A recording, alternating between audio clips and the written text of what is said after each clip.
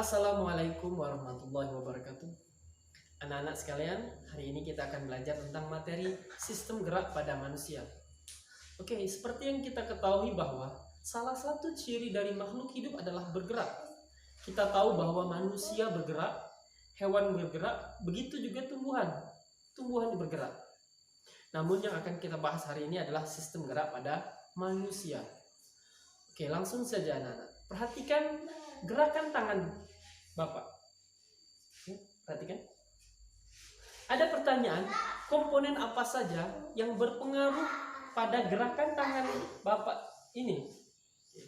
Nah, di sini akan kita jawab pertanyaan tersebut. Komponen yang berpengaruh dalam sistem gerak pada manusia itu ada 3. Yang pertama ada tulang, yang kedua ada otot, dan yang ketiga ada sendi. Oke, di sini akan kita bahas satu persatu secara rinci 3 komponen tersebut. Baiklah, komponen yang pertama adalah tulang. Tulang merupakan komponen utama dalam sistem gerak pada manusia. Tulang manusia terdiri dari 206 buah tulang yang tersusun menjadi sebuah rangka.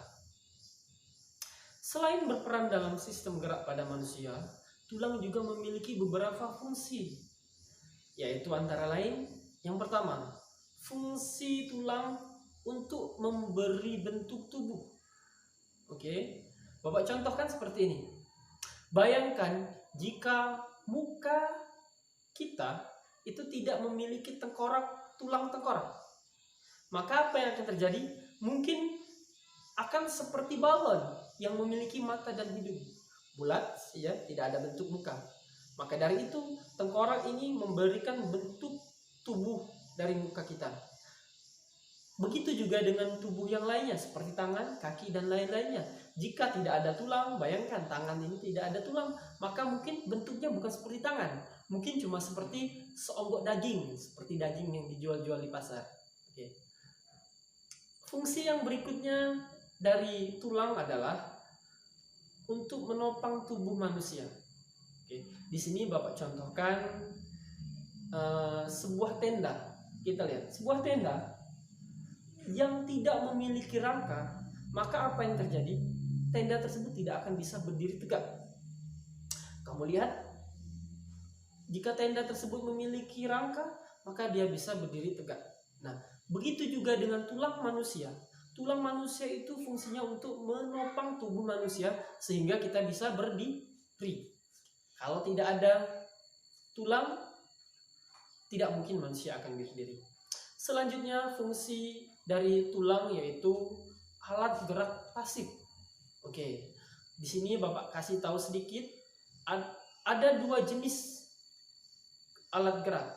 Ada alat gerak pasif, ada alat gerak aktif. Apa itu alat gerak pasif dan alat gerak aktif? Alat gerak pasif adalah alat gerak yang tidak bisa bergerak dengan sendirinya, tetapi harus dengan bantuan sesuatu yang lain. Tapi kalau alat gerak aktif itu adalah alat gerak yang bisa bergerak dengan sendirinya. Coba contohkan, tulang bergerak ini karena tulang ini bergerak karena ada tarikan dari otot. Nah, tulang di sini jika tidak ada otot maka tidak akan bisa bergerak. Maka dari itu tulang disebut dengan alat gerak pasif.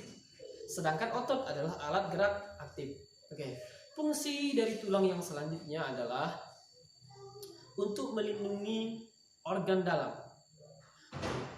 Contohnya seperti ini. Kita memiliki paru-paru, jantung, memiliki hati, memiliki ginjal dan lain-lain. Itu berada di dalam tubuh. Bayangkan jika tubuh kita tidak mempunyai tulang dada dan tulang iga, tulang belakang, maka apa yang terjadi dengan organ dalam tersebut? Mungkin sekali sentuh tubuh kita akan terasa sakit, langsung mengena ke jantung.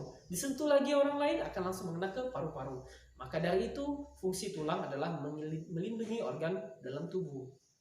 Fungsi dari tulang yang selanjutnya anak-anak yaitu tempat pembentukan sel darah. Nah, tempat pembentukan sel darah ini terjadi pada bagian tulang yang berupa sumsum tulang. Nah, jadi di dalam sum-sum tulang itu terbentuklah sel darah. Oke. Selanjutnya anak-anak, berdasarkan bentuknya tulang itu terbagi menjadi 3. Yang pertama ada yang namanya tulang pipi. Yang kedua ada yang namanya tulang pipa.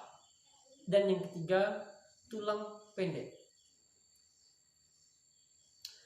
Oke. Yang mana sih tulang pipa, tulang pipi, dan tulang pendek? Oke. Tulang pipa itu contohnya adalah tulang pergelangan tangan, tulang betis, tulang paha, dan lain-lain. Seperti ini, contoh tulang pipa. Selanjutnya ada tulang pipi.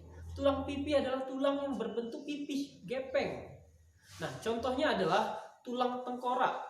Tulang tengkorak ini adalah bentuk dari tulang pipi. Seperti contoh di samping. Oke. Yang terakhir yaitu tulang pendek. Tulang pendek ini contohnya berada pada tulang belakang. Jadi tulang belakang itu adalah pertemuan dari tulang-tulang pendek yang berbentuk ruas-ruas sehingga terbentuklah menjadi tulang belakang. Oke. Selanjutnya anak-anak, adapun sistem rangka secara lengkap akan kita lihat seperti bagian di samping. Oke. Ini adalah rangka manusia secara utuh. Ada tulang tengkorak, ada tulang badan, ada tulang anggota gerak seperti tangan dan kaki. Nah, untuk bagian-bagian secara rinci nanti akan kita bahas di pertemuan selanjutnya. Selanjutnya, komponen yang berpengaruh dalam sistem gerak manusia yaitu otot. Otot di sini terbagi menjadi 3. Ada otot lurik, ada otot polos, dan ada otot jantung.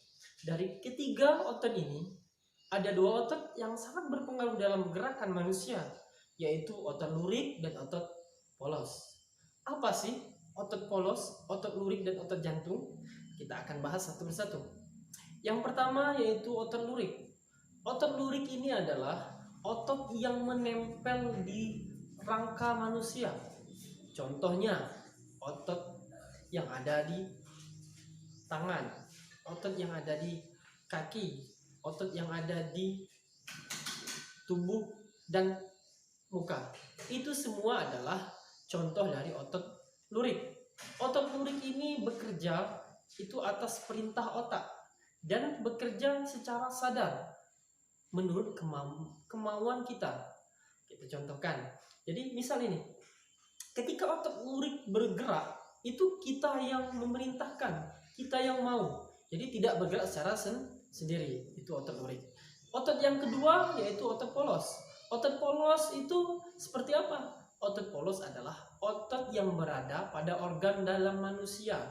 Contohnya paru-paru, lambung. Nah, dari kedua contoh ini, otot yang berada di paru-paru, lambung itu bergerak secara sendiri tanpa perintah dari otak. Artinya seperti ini, otot polos ini bekerja dengan secara tidak sadar. Jadi kita walaupun kita tidak memerintahkan, dia akan bekerja secara otomatis dan bergerak secara sendirinya. Oke, coba pikir, apakah kita yang memerintah paru-paru bergerak? Apakah kita yang memerintahkan lambung kita bergerak? Tentu tidak. Mereka bergerak secara sendiri. Itu otot polos. Yang ketiga yaitu otot jantung. Otot jantung yang seperti apa? Ya, otot jantung seperti dari namanya yaitu otot yang berada di dinding jantung. Oke. Komponen yang selanjutnya yaitu adalah sendi. Sendi adalah sebutan untuk pertemuan antara 2 tulang. Oke. Sendi dibedakan menjadi 3. Yang pertama ada sendi tidak bergerak, yang kedua ada sendi bergerak namun terbatas, dan yang ketiga ada sendi yang bergerak dengan bebas. Apa sih sendi dari ketiga sendi ini? Oke. Yang pertama, sendi tidak bergerak. Sendi yang tidak bergerak ini contohnya berada di pertemuan antara tulang tengkorak. Oke, seperti kita ketahui bahwa tengkorak kita tidak akan bisa bergerak. Oke. Yang kedua ada sendi yang bergerak namun terbatas. Contohnya yaitu pertemuan antara tulang-tulang belakang. Seperti kita ketahui bahwa tulang belakang jika kita regangkan seperti ini, kadang-kadang akan timbul bunyi, ya. Bunyi ini timbul akibat adanya gerakan. Nah, gerakan di sini terbatas, ya, tidak bebas. Nah, itulah contoh dari sendi yang bergerak namun terbatas. Selanjutnya sendi yang ketiga adalah sendi yang bergerak bebas. Sendi yang bergerak bebas ini terbagi menjadi 5. Ada sendi peluru, ada sendi pelana, ada sendi engsel, ada sendi putar, dan ada sendi geser. Apa sih sendi peluru, sendi pelana, sendi putar, dan lain-lainnya? Oke, sendi peluru adalah sendi yang dapat bergerak sangat bebas. Bisa ke depan, bisa ke belakang, bisa ke samping, dan bisa ke bawah. Contohnya adalah sendi yang berada di antara tulang lengan atas dan bahu. Kita contohkan bahwa tangan kita bisa bergerak bebas kemana saja.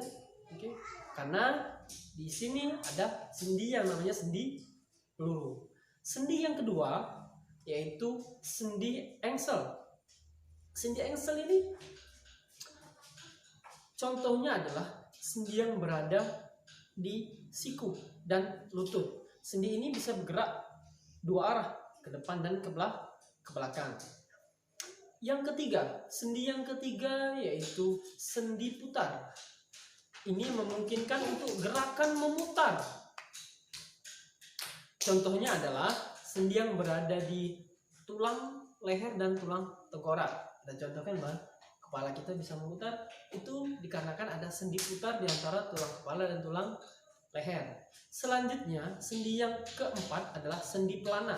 Sendi pelana ini bisa bergerak ke belakang, ke depan, dan ke samping.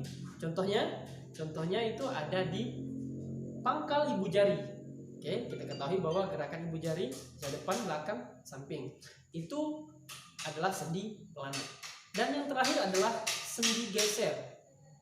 Sendi geser ini contohnya adalah pertemuan antar tulang yang berada di pergelangan tangan dan pergelangan kaki. Oke. Selanjutnya kita akan bahas tentang kelainan dalam sistem gerak pada manusia. Oke. Dari kelainan sistem gerak manusia itu ada banyak sekali. Namun di sini kita akan bahas sebagiannya saja. Yang pertama, ada yang namanya fraktura. Apa sih fraktura? Fraktura itu seperti yang kita lihat sangat mengerikan, ya. Fraktura adalah patah tulang. Oke. Terkadang kebanyakan masyarakat itu salah mengartikan patah tulang. Kadang-kadang sendi yang bergeser disebut patah, sendi yang yang lepas, ya, disebut patah tulang. Padahal patah tulang adalah jika ada satu tulang itu mengalami patah menjadi 2, disebut patah tulang. Contohnya seperti di samping. Yang kedua, kelainan yang kedua adalah ada yang namanya osteoporosis. Oke, ini mungkin untuk nenek-nenek sering mengalami yang namanya osteoporosis. Apa sih osteoporosis? Osteoporosis adalah penyakit atau kelainan yang diakibatkan oleh rapuhnya tulang. Biasanya ini diderita oleh orang-orang yang sudah lanjut usia. Selanjutnya, kelainan yang keempat adalah artritis. Artritis ini apa? Artritis adalah kelainan pada sistem gerak manusia yang diakibatkan oleh sendinya yang rusak, ya. Jadi ini disebut artritis, kelainan pada sendi. Yang terakhir ada KLS. Jadi kalau Bapak singkat KLS itu ada kyphosis, ada lordosis, dan skoliosis. Jadi kita singkat dengan KLS. Apa kyphosis? Kyphosis itu kelainan pada tulang belakang yang bengkok ke depan. Itu disebut kyphosis. Kalau lordosis itu kelainan pada tulang belakang yang bengkoknya ke belakang. Selanjutnya, skoliosis itu bengkok ke samping seperti pada gambar di samping. Baiklah anak-anak, itu saja materi kita hari ini. Jika ada kurang paham atau ada pertanyaan, silahkan kalian tanyakan melalui kolom komentar.